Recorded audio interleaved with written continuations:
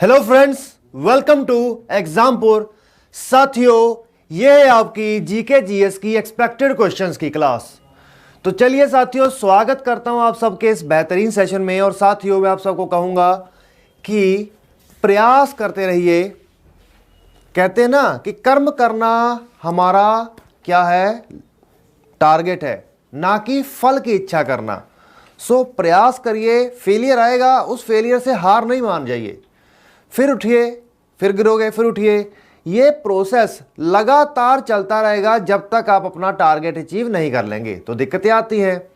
तो चलिए फिर आज आपकी इस क्लास की शुरुआत करते हैं। तो क्लास की शुरुआत करने से पहले आप लोग समझ लीजिए कि आज हम जीके जीएस के history, geography, economics, polity, current affair ऐसे टॉपिक्स में से art and culture, static GK, इन सभी टॉपिक्स को पकड़ के इसके अंदर से क्वेश्चंस करेंगे। ठीक है, चलिए तो चलिए शुरुआत करते हैं। भारतीयों को वर्ष 1947 में सार्वभौम सत्ता सौंपने की योजना निम्नलिखित में से किस नाम से जानी जाती है? सत्ता सौंपने की योजना किस नाम से जानी जाती है, ये बताओ जरा। देखो, भारतीयों को सत्ता सौंपी गई थी, ये समझना होगा। हम सब जानते हैं कि भारत बहुत लंबे समय से 1857 के संग्राम से 100 साल हो गए थे ईस्ट इंडिया कंपनी को।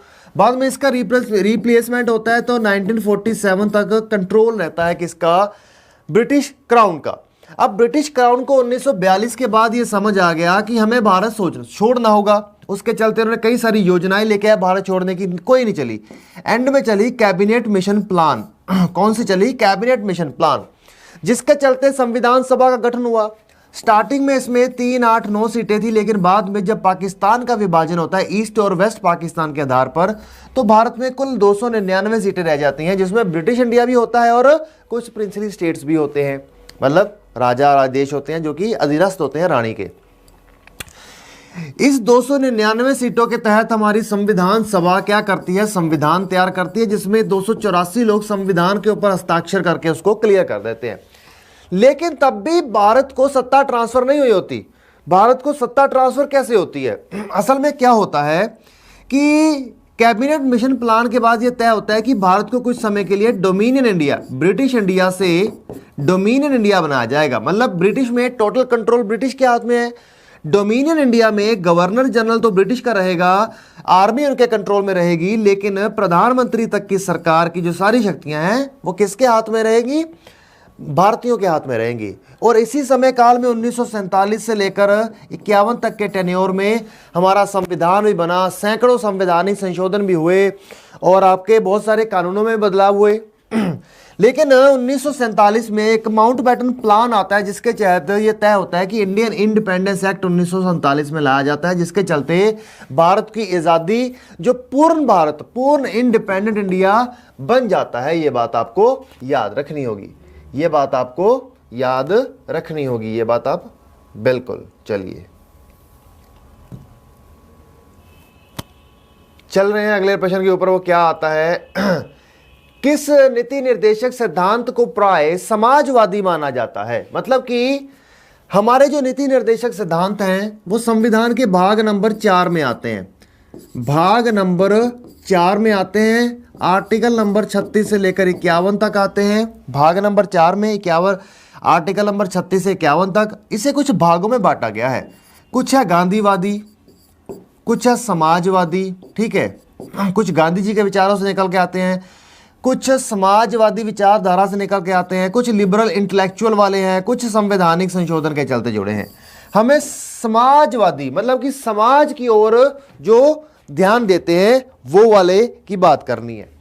तो ग्राम पंचायत की स्थापना, गोवध पर परिवर्तन, अंतर्राष्ट्रीय शांति या सुरक्षा को प्रोत्साहन, आय की असमानताओं को कम करना, ये किसका जल्दी बताओगे एफर्ट रहा होगा?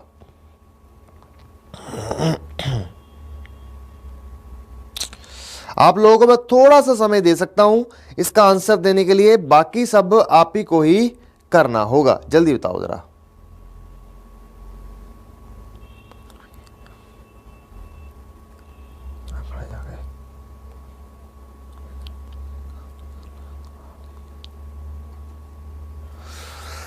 देखो क्या है, ग्राम पंचायतों की स्थापना, इसकी बात गांधी जी ने की थी।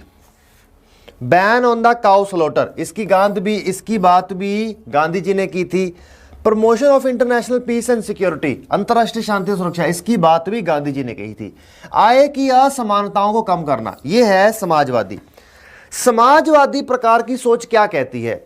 आज हमारे देश में पूंजीवादी देश क्या होता है? पूंजीवादी देश होता है जहां एक व्यक्ति के पास इतना पैसा होता है कि पूछो मत। लेकिन जो समाजवादी देश होता है वो क्या कहता है कि अमीर आदमी से टैक्स के माध्यम से या अन्य कई माध्यमों से पैसा निकालो और जिस गरीब के पास पैसा नहीं है उसके पास पहुंचा दो। वो होता है समाजवाद। तो उसमें क्या है, आय की असमानताओं को कम करना। अब ये तो करने की बात कर दी, अब इसके लिए क्या क्या नीतियां प्रयोग की जा सकती हैं? कई प्रकार के टैक्स लगाए जा सकते हैं, कई प्रकार की सामाजिक जिम्मेदारियां कंपनी को दी जा सकती हैं, जिसके चलते कॉरपोरेट सोशल रिस्पॉन्सिबिलिटी जैसे चीजें लाई गई हैं। उससे हटके कई सारी योजनाएं लाई जा सकती हैं। जो टैक्स के माध्यम से पैसा आया है वो लोगों तक पहुंचाया है, खाद्य पदार्थों के माध्यम से, अन्य कई माध्यमों से। याद रखिएगा। चलिए, निम्नलिखित में से किसकी अध्यक्षता असदस्य द्वारा की जाती है?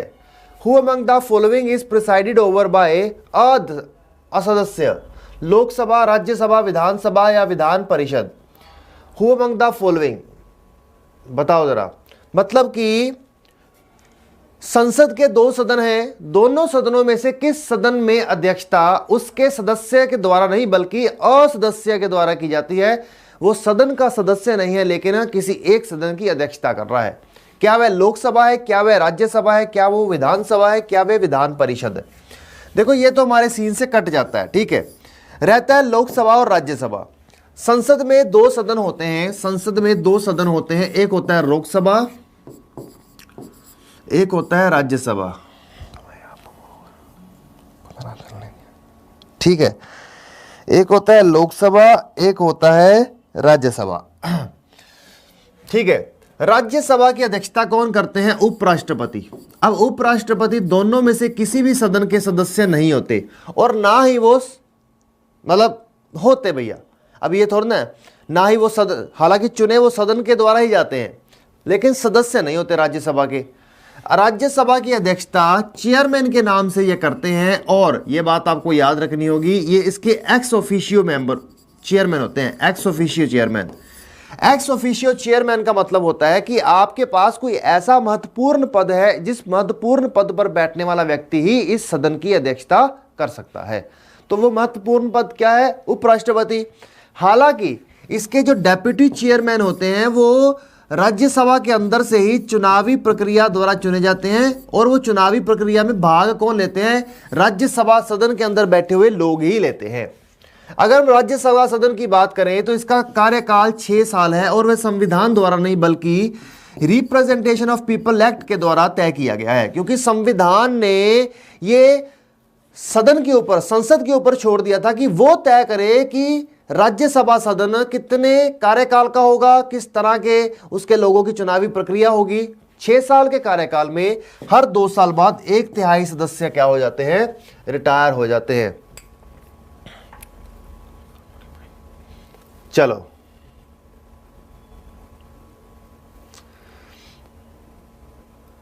संयुक्त राष्ट्र में शून्य आधारित बजट तकनीक को सर्वप्रथम कब अपनाया गया था? ये बताओ जरा।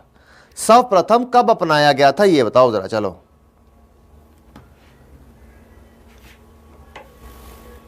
संयुक्त राष्ट्र में शून्य आधारित बजट टेक्निक को सर्वप्रथम कब अपनाया गया?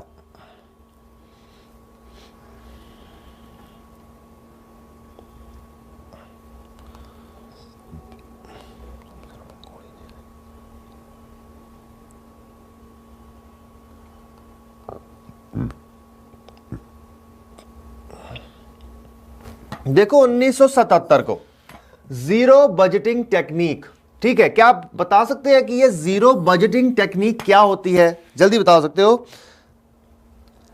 जीरो बेस्ड बजटिंग ये होती क्या है?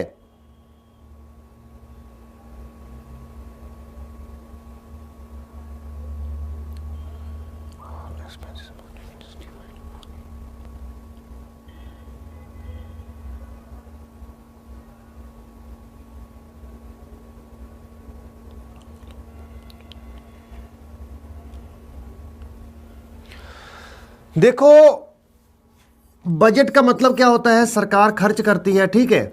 असल में जीरो बजटिंग टेक्निक में हर नए साल के लिए जब बजट लाया जाता है तो उसका पैसा जीरो से, बेस लाइन से गिनकर ऊपर जाता है। जैसे फॉर एग्जांपल इंडिया में क्या सिस्टम है, इंडिया में अगर आपका पैसा बचा है तो दोबारा कंसोलिडेटेड फंड ऑफ इंडिया में चला जाएगा।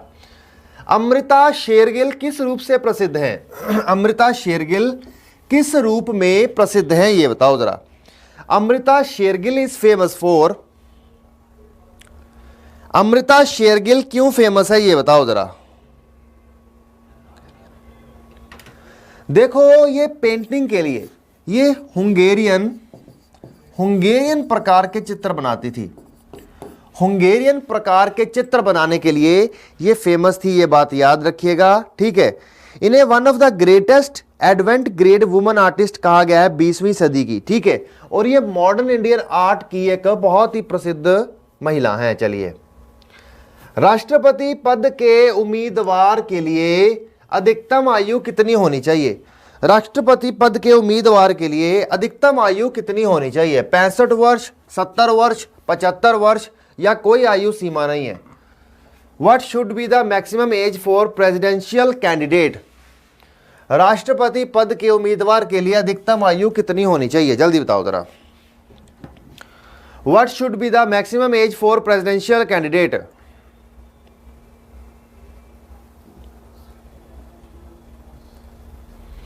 देखो, भारत में अगर आपको राष्ट्रपति कैंडिडेट बनना है तो आपकी आयु मिनिमम 35 वर्ष हो, यह बात याद रखना, ठीक है। मिनिमम 35 वर्ष, कम से कम 35 वर्ष की आयु अगर आपकी है तो आप राष्ट्रपति के चुनाव में उम्मीदवार बन सकते हैं। 25 वर्ष है तो आप लोकसभा में जा सकते हैं, कुछ इसी प्रकार का सिस्टम है ना, ठीक है।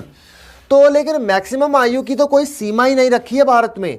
यहां पर यह बात भी है, अमेरिका में 2 बार के बाद आप राष्ट्रपति नहीं बनते, लेकिन भारत में आप 2 बार से ज्यादा क्या, जितनी मर्जी बार चाहें राष्ट्रपति बन सकते हैं। यह भारत का सिस्टम है। राष्ट्रपति की जो भारत का, देखो, जो राष्ट्रपति के चुनाव करने का तरीका है ना, उसमें हमने प्रोपोर्शनल रिप्रेजेंटेशन को चुना है। क्या चुना है? Proportional representation. इसमें एक हल्का सा डिफरेंस है, वो क्या है समझो। टेरिटोरियल कॉन्स्टिट्यूएंसी एक सिस्टम होता है, ठीक है।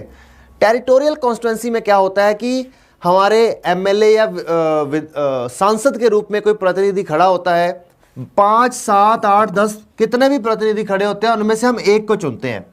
अब देखो, हर व्यक्ति ने किसी ना किसी को वोट डाली है, लेकिन कोई एक व्यक्ति है जिसको मेजॉरिटी वोट गई है, तो मतलब जिन लोगों ने बाकी को वोट डाली थी उनकी तो कहानी खत्म हो गई, उनकी तो कहानी खत्म हो गई। बचा कौन? ये बचा कौन? ये, ठीक है। तो इसको जो मेजॉरिटी वोट गई, ये तो सिर्फ उन्हीं लोगों को रिप्रेजेंट कर रहा है, बाकी लोगों ने जिसको वोट डाली थी उनको तो कोई रिप्रेजेंट ही नहीं करेगा। वो ऐसा ही होता है ना, यही होता है। लेकिन राष्ट्रपति के चुनाव में प्रोपोर्शनल रिप्रेजेंटेशन रखा गया है। इसमें चुनाव का तरीका क्या होता है, अगर फॉर एग्जांपल 4 कैंडिडेट खड़े हुए हैं तो 4 बॉक्स बना दिए जाते हैं और हर कैंडिडेट का नाम लिख दिया जाता है, और जितने भी सांसद होते हैं उनके सामने ऑप्शन रख दी जाती है कि बताइए आपकी सबसे पहली प्रायोरिटी क्या है। दूसरी पर अगर आपका जिसको जो आपकी पहली प्रायोरिटी वाला बंदा है वो नहीं चुना गया तो फिर दूसरी प्रायोरिटी आप किसको देंगे। अगर दूसरी प्रायोरिटी वाले व्यक्ति को भी वोटों की गिनती में सबसे कम वोट आए, फिर आपकी प्रायोरिटी क्या है। अगर वहां पर उसको भी कम आए तो फिर आपकी प्रायोरिटी क्या है। तो मतलब कि ये वोट दिया एक व्यक्ति के द्वारा ही जाता है, लेकिन वो वोट अगर पिछले व्यक्ति के पास बहुमत नहीं है गिनती में, तो वो क्या होता है, वोट ट्रांसफर हो जाता है। वो वोट क्या होता है, ट्रांसफर हो जाता है, ठीक है। अब इसमें होता क्या है, फॉर एग्जांपल किसी पहले कैंडिडेट को लोगों ने डाला, ये तीसरे क्या डाल दिया, चौथे को डाल दिया। इन्होंने देखा कि भैया चौथा कैंडिडेट है जहां पे इसने नंबर 1 डाला है, इसको सबसे कम वोट मिले हैं, और कहते हैं हटा दो भैया, लेकिन इसकी वोट ट्रांसफर कर दो तीसरे नंबर को, क्योंकि तीसरे नंबर व्यक्ति को दूसरे नंबर पर इसने चुना है। और ऐसा ही व्यक्ति जिस जिसको चुनता रहता है ना, उधर उधर वोट ट्रांसफर होते रहते हैं। अगर कोई व्यक्ति छटते जाते हैं, एंड में छटाकर जब एक व्यक्ति रहता है तो सारी वोट उसी को ट्रांसफर हो जाती है, क्योंकि भैया चुनाव तो उसने उसका भी किया है। तो इस प्रकार से राष्ट्रपति पूरे देश का ही रिप्रेजेंटेशन कर रहे होते हैं, ना कि किसी एक व्यक्ति का रिप्रेजेंटेशन करते हैं, याद रखिएगा। ठीक है, तो चलिए चल रहे हैं अगले प्रश्न की ओर। वो क्या आता है? प्रसिद्ध सूफी सलीम चिश्ती कहां रहते थे? प्रसिद्ध सूफी सलीम चिश्ती कहां रहते थे? Salim Chishti the famous Sufi lived in. प्रसिद्ध चिश्ती सलीम सूफी दिल्ली, अजमेर, फतेहपुर सिकरी या लाहौर कहां पर रहते थे?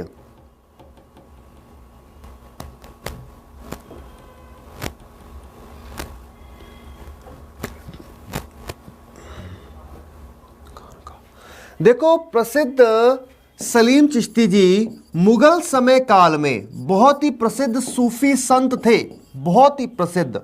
ये फतेहपुर सिकरी में, कहां पर? फतेहपुर सिकरी में, जो वर्ल्ड हेरिटेज साइट है, वहां की खानका में रहते थे। चलो अगला प्रश्न क्या है? किसी सूफी को महबूब इलाही कहा जाता है? सूफी इज कॉल्ड महबूब इलाही, री बिलव्ड ऑफ अल्लाह। किसी सूफी को महमूद इलाही, बिलव्ड ऑफ अल्लाह। शेख निजामुद्दीन औलिया, शेख नसरुद्दीन, बाबा फरीद, सलीम चिश्ती, जल्दी बताओ कौन से सूफी जी को महमूब इलाही कहा जाता है? विच सूफी इज कॉल्ड महमूब इलाही?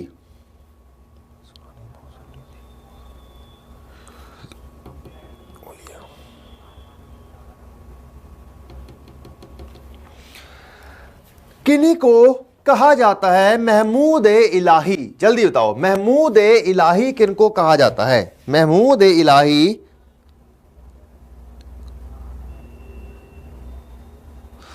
देखो, ये दिल्ली, ये सूफी संत दिल्ली सल्तनत के काल में थे। कौन से काल में थे? दिल्ली सल्तनत काल में थे।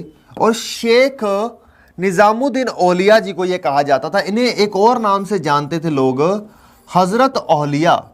हजरत औलिया के नाम से भी इन्हें जानते थे। ये बात आपको याद रखनी है, ठीक है, ये बात आपको याद रखनी है। चलिए अगले प्रश्न पर चल रहे हैं। वो क्या है? अकबर जिस सूफी संत का बड़ा आदर करता था और जिसके आशीर्वाद से शाहजहादा सलीम, जो कि जिसका नाम जहांगीर था, का जन्म हुआ था, उस बाबा जी, उन सूफी संत जी का नाम बताइए। The Sufi sant whom Akbar had a great respect, and with those blessings the birth of Shahzada Salim was happen.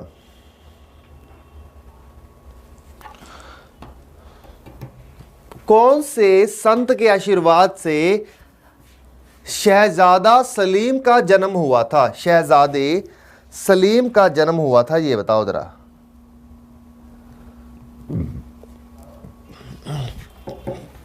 देखो, शेख सलीम चिश्ती, क्या इसका आंसर बनता है? शेख सलीम चिश्ती। चलो अगला प्रश्न।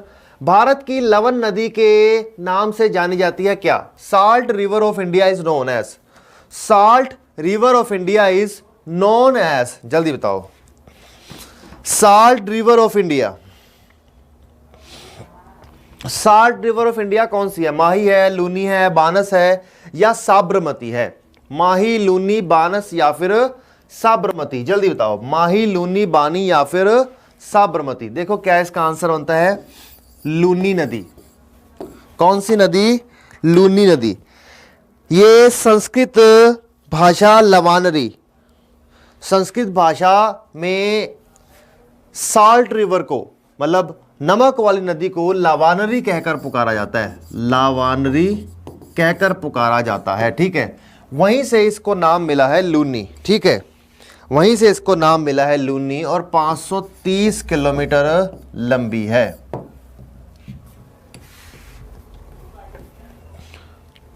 शिप्रा नदी निम्नलिखित में से किसकी सहायक नदी है? गोदावरी, चंबल, महानदी, नर्मदा। शिप्रा नदी निम्नलिखित में से किसकी सहायक नदी है? गोदावरी, चंबल, महानदी या Narmada. Shipra river is a tributary of which river? Shipra river किसकी ट्रिब्यूटरी है, ये बताओ जरा। शिप्रा रिवर किस रिवर की ट्रिब्यूटरी है, ये बताओ जरा।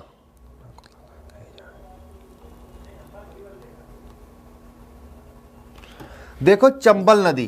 कौन सी नदी है? चंबल नदी। कौन सी नदी है? चंबल नदी। चलो अगला प्रश्न, महाद्वीप और महासागर किस श्रेणी के उच्चावह है? जल्दी बताओ, महाद्वीप और महासागर किस श्रेणी के उच्चावह है? प्रथम श्रेणी, द्वितीय श्रेणी, तृतीय श्रेणी या चतुर्थ श्रेणी? या चतुर्थ श्रेणी।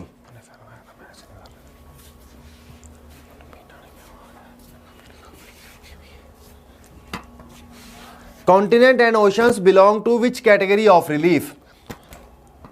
Continents and ocean belong to which category of relief?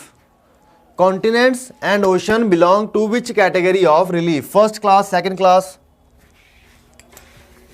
Continents and oceans belong to which category of relief?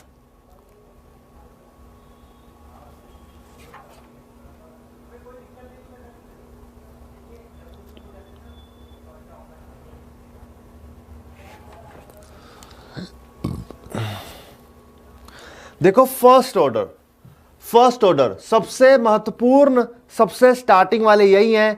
अब देखो कैसे, ये क्या कह रहे हैं, कहना क्या चाहते हैं? देखो, रिलीफ क्या होती है? भू आकृतियां। देखो, महासागर भी अपने आप में एक बड़ी आकृति है, उसके अंदर छोटी छोटी आकृतियां हैं। महाद्वीप भी एक बड़ी आकृति है, उसके अंदर छोटी छोटी आकृतियां हैं, जैसे कि पठार, जैसे कि पहाड़, जैसे कि बर्फ, जैसे कि मैदान, जैसे कि तटीय इलाके, बहुत कुछ। ठीक है, चलिए, वेदों में संपूर्ण सच्चाई निहित है, ये व्याख्या किसने की है? वेदों में संपूर्ण सच्चाई है, ये व्याख्या किसने की है? ये बताओ जरा। चलो, the Vedas contain the whole truth, ये किसके द्वारा कहा गया है? जल्दी बताओ जरा। वेदों में संपूर्ण सच्चाई है, ये बात किसने कही है? स्वामी विवेकानंद जी ने, स्वामी दयानंद जी ने, स्वामी श्रद्धानंद जी ने, स्वामी राधा कृष्णन जी ने? जल्दी बताओ। The Vedas contain the whole truth. It has been explained by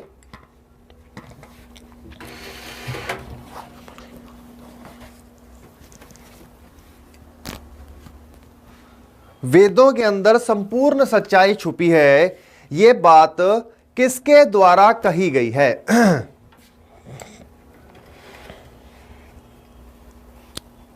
देखो, स्वामी दयानंद जी ने। स्वामी दयानंद जी किस काल में आए थे? ये सन 1800 से 1900 के बीच में आए थे। ठीक है, वो एक ऐसा समय था जब भारत में पुनर्जागरण चल रहा था। पुनर्जागरण मतलब भारत में धर्म, जात पात, ऊंच नीच, बहुत सारी कुरीतियां, बुराइयां फैली हुई थी। उस समय काल में लोगों को पता ही नहीं था वो क्या कर रहे हैं। उस वक्त बहुत बड़े समाज सुधारक आए थे और उन समाज सुधारकों ने लोगों को निर्देश दिए थे कि वेदों में बहुत कुछ लिखा है। वेदों में महिलाओं के सम्मान की बात की गई है, तो शिक्षा की बात की गई है, जात पात की तो बात है ही नहीं। ठीक है, याद रखिएगा।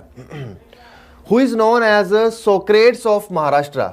Who is known as Socrates of Maharashtra? ठीक है, Who is known as Socrates of Maharashtra? Who is known as Socrates of Maharashtra? Who is known as Socrates of Maharashtra? जल्दी बताओ जरा। महादेव गोविंद रानाडे। महादेव गोविंद रानाडे, इन्होंने पूना सार्वजनिक सभा भी गठन किया था। पूना सार्वजनिक सभा,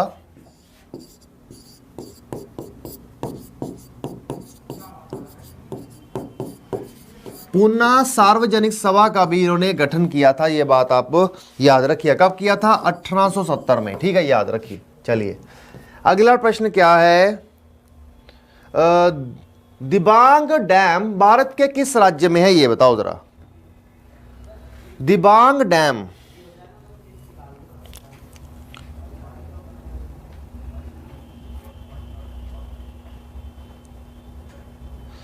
ये दिबांग डैम भारत के किस राज्य में है? ये बताना है। देखो, डैम्स कर्नाटक, गुजरात, राजस्थान या फिर अरुणाचल प्रदेश। ये दिबांग डैम किस राज्य में है? ये कहां पर है? अरुणाचल प्रदेश के दिबांग घाटी जिले में। दिबांग घाटी जिला है, दिबांग घाटी जिला, वहीं पर ही है ये डैम, याद रखिएगा। चलिए, अगला प्रश्न क्या है? भारत का राष्ट्रीय पुस्तकालय किस शहर में है? नेशनल लाइब्रेरी ऑफ इंडिया कहां पर है? नेशनल लाइब्रेरी ऑफ इंडिया,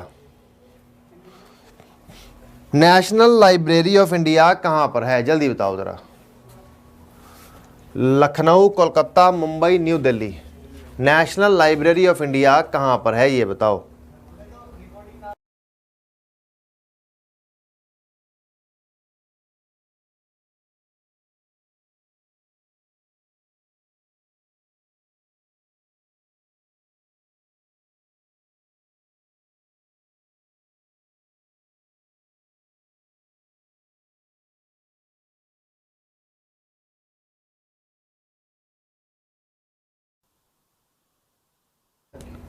चलो देखो इसका क्या बनता है, national library of India ministry of culture के अंतर्गत आती है, कोलकाता में है। मिनिस्ट्री ऑफ कल्चर के अंतर्गत आती है, कोलकाता में है। 1836 में इसका गठन हुआ था, याद रखिएगा, ठीक है। चलिए अगला प्रश्न।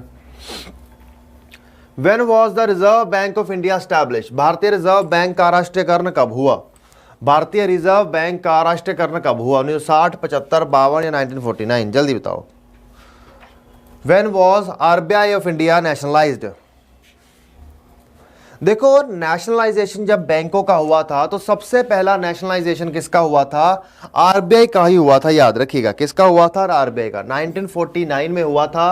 इसको अंग्रेजों से खरीद कर सेंट्रल बैंक रेगुलेटरी बना दिया गया था। सूर्य के ऊपर के भाग को क्या कहा जाता है? सूर्य के ऊपर के भाग को क्या कहा जाता है ये बताओ जरा। चलो, सूर्य के ऊपर के भाग को क्या कहते हैं? What is the upper part of sun called? समताप मंडल तो धरती के अंदर आता है, जल्दी बताओ जरा।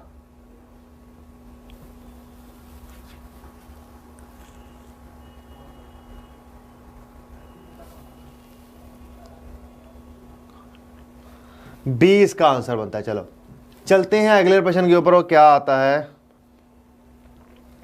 सूर्य के रासायनिक मिश्रण को हाइड्रोजन का प्रतिशत कितना है?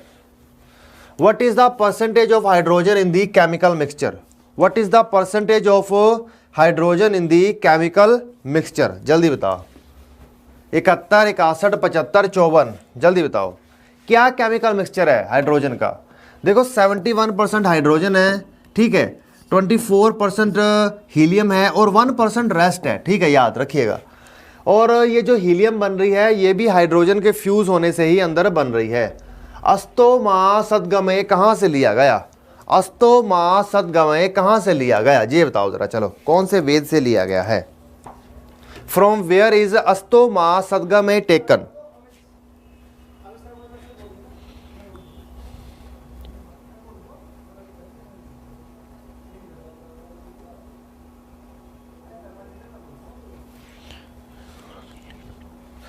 देखो अस्तोमा सदगमय का मतलब है कि मुझे अज्ञानता से सच्चाई की ओर लेकर जाओ, मुझे अज्ञानता से सच्चाई की ओर लेकर जाओ, इसका मतलब ये होता है। ये बात आपको याद रखना, ठीक है। चलिए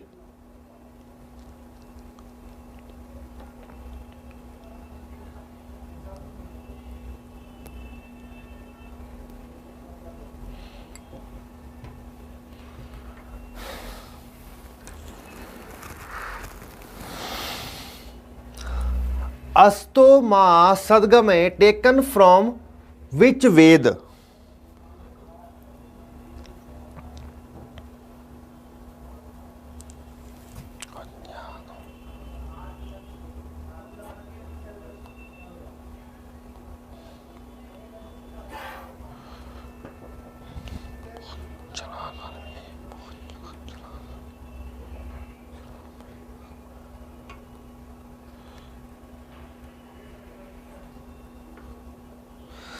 देखो ये उपनिषद से लिया गया, यहाँ सारे वेद ही लिखे हुए हैं, ये गलती सी हो गई है, छोड़ो। चलो आगे चलते हैं, बाद में कर लेंगे इसको।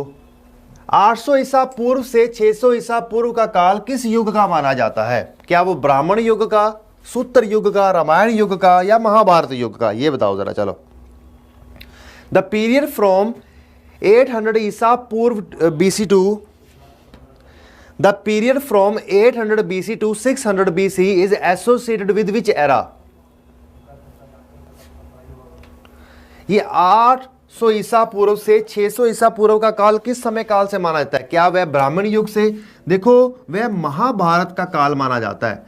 महाभारत बहुत बड़ा युद्ध माना जाता है, लेकिन उससे पहले भी एक बहुत बड़ा युद्ध हुआ था। वो क्या था? Battle of 10 Kings. क्या था वो? Battle of 10 Kings. ये बात याद रखना, क्या है? Battle of 10 Kings. ठीक है, चलिए चल रहे हैं अगले प्रश्न की ओर। वो क्या है? गांधी का चंपारण सत्याग्रह किस चीज से जुड़ा है? क्या वो इजाजेदारी से जुड़ा है, तिनकठिया से जुड़ा है, जनानी से जुड़ा है, किससे जुड़ा है? With whom was the Gandhi's Champaran Satyagraha associated? किससे जुड़ा है गांधी जी का चंपारण? जल्दी बताओ।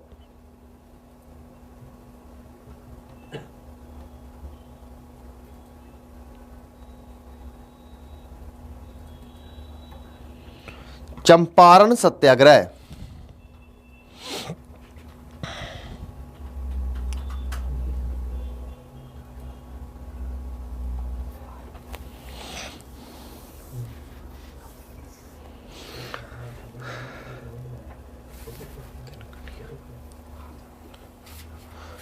With whom was Gandhiji's Champaran Satyagraha associated? Monopoly, Tinkathia, जनामी, none of above.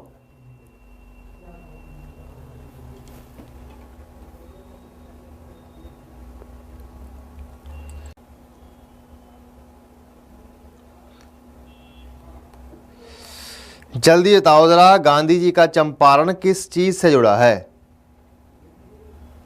Gandhi ji Champaran Satyagraha associated with इजाजेदारी, तिनकठिया, जनामी। बस एक मिनट साथियों, ये मैं आपको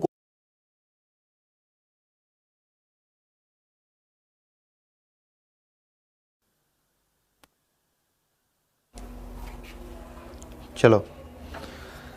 with whom was Gandhi's Champaran Satyagraha associated? इजाजेदारी, तिनकठिया, जनामी।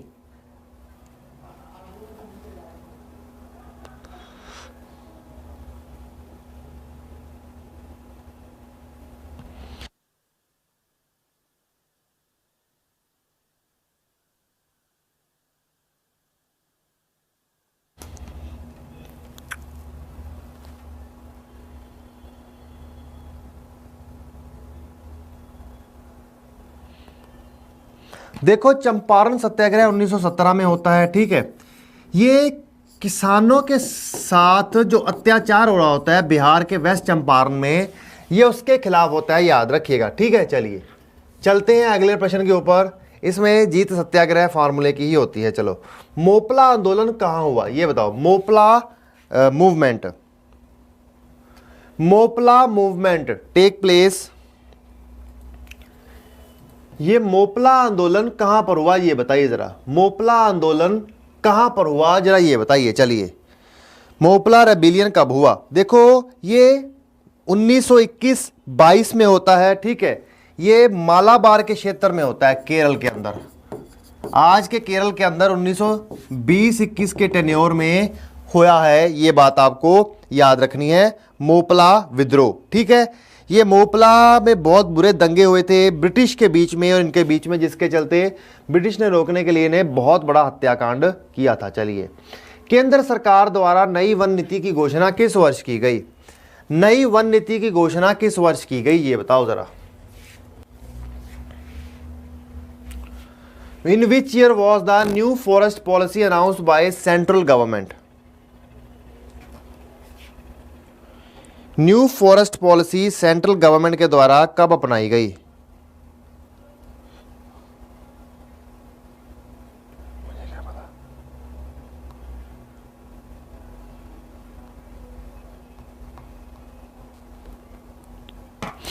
देखो, 1988 में न्यू फॉरेस्ट पॉलिसी अडॉप्ट की गई थी, याद रखिएगा। चलिए अगला प्रश्न। In which state is the Hoysala temple located? Hoysala temple, ये होयसाला टेम्पल है कहां पर? होयसाला मंदिर है कहां पर? होयसाला टेम्पल है कहां पर? देखो ये आज के कर्नाटक राज्य में है, होयसाला वास्तुकला के अंतर्गत, ये बात याद रखिएगा। ये 11वीं से 14वीं सदी के बीच में बनाया गया था दक्षिण भारत में, ये बात आपको याद रखना। होयसाला वास्तुकला वैसे भी चालुक्यों के समय काल में, वेस्टर्न चालुक्यों के समय काल में बहुत ज्यादा फेमस है। ठीक है, चलिए झोरा किस भारतीय राज्य का प्रसिद्ध नृत्य है, ये बताओ जरा। झोरा इज ए फोक डांस। झोरा फोक डांस कहां पर है, ये बताओ जरा। हुआ झोरा फोक डांस कहां का फेमस, झारखंड, राजस्थान, हिमाचल प्रदेश, असम।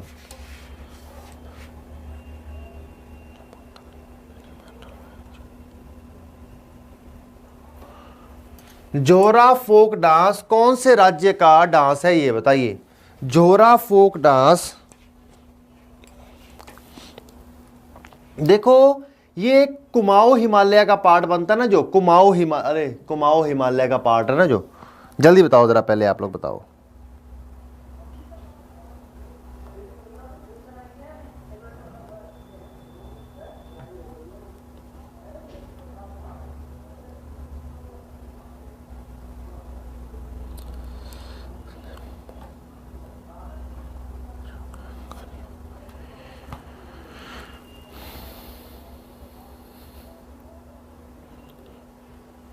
देखो हिमाचल प्रदेश, उत्तराखंड, जो कुमाऊं हिमालय का भाग है वहां पर आता है, याद रखिएगा। ठीक है, चलिए महात्मा गांधी सेतु भारत के किस राज्य में है, ये बताइए। चलिए Mahatma Gandhi Setu is located in which state of India.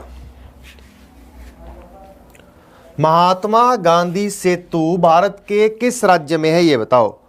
Mahatma Gandhi सेतु ये ब्रिज है, ये भारत के कौन से राज्य में है, कौन सी नदी के ऊपर है, ये बताओ जरा। महात्मा गांधी सेतु भारत के कौन से राज्य में किस नदी के ऊपर है।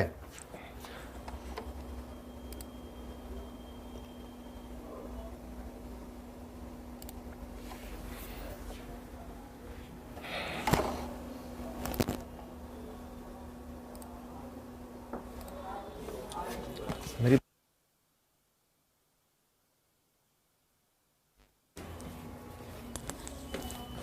महात्मा गांधी सेतु, देखो ये बिहार राज्य में, महात्मा गांधी सेतु बिहार राज्य में गंगा नदी के ऊपर, कहां पर, गंगा नदी के ऊपर। ठीक है, गंगा नदी के ऊपर है, याद रखिएगा इस बात को। ठीक है, चलिए महात्मा गांधी सेतु। अगला प्रश्न क्या है, who was the first sultan to pay cash salary to soldiers. कौन से सुल्तान ने सबसे पहले सोल्जर्स को कैश में सैलरी दी थी। बलबन, अलाउद्दीन खिलजी, कुतुबुद्दीन, मुबारक खिलजी या Firoz Shah Tughlaq. Who was the first sultan to pay cash salary to soldiers. देखो दिल्ली का कौन सा सुल्तान था, दिल्ली सल्तनत का कौन सा सुल्तान था। देखो दिल्ली सल्तनत का एकमात्र अलाउद्दीन खिलजी था। मैं कह रहा हूं जितने भी दिल्ली के सुल्तान आए, इसमें सबसे ज्यादा जो बड़ी आर्मी बनाई थी वो इसी ने बनाई थी, और सबसे ज्यादा दिल्ली सल्तनत का एक्सपेंशन भी इसी ने किया था। ठीक है, याद रखिएगा इस बात को। अगला प्रश्न, 10 राजाओं का युद्ध किस नदी के तट पर लड़ा गया। 10 राजाओं का युद्ध किस नदी के तट पर लड़ा गया, गंगा, ब्रह्मपुत्र, कावेरी या Parushni. Battle of 10 kings war fought on the basin of which river. 10 राजाओं का युद्ध किस नदी के ऊपर लड़ा गया, ये बताओ जरा।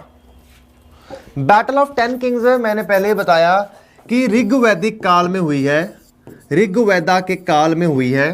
ये पुरुषिनी नदी, जिसे आज के समय में हम रावी नदी कहते हैं ना, उसके जगह पर हुई थी, याद रखिएगा। ठीक है, चलिए प्रथम नगरीय क्रांति का संबंध किससे है, जल्दी बताओ जरा। With which civilization is the first urban revolution related.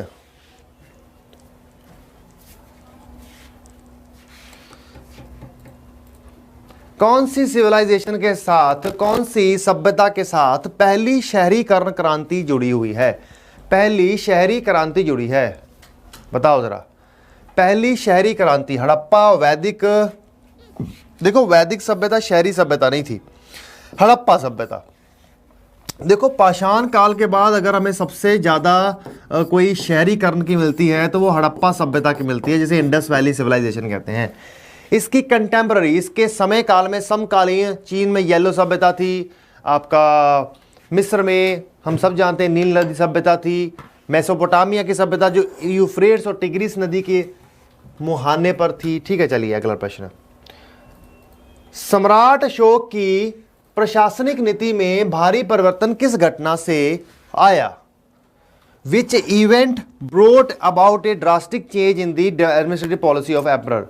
देखो पहले ये युद्ध की नीति अपनाता था, बाद में जब कलिंग की युद्ध हुआ ना उसके बाद इसने क्या किया था, बौद्ध धर्म को अपनाया और जिसके चलते इसने पूरा ही पीस की तरफ चला गया था। ठीक है, तो चलिए साथियों फिर आपकी आज की इस क्लास का यहीं पर अंत करते हैं, मिलते हैं नेक्स्ट क्लास में। तो चैनल को सब्सक्राइब करिएगा, बेल आइकन दबाइएगा। Okay friends, bye bye.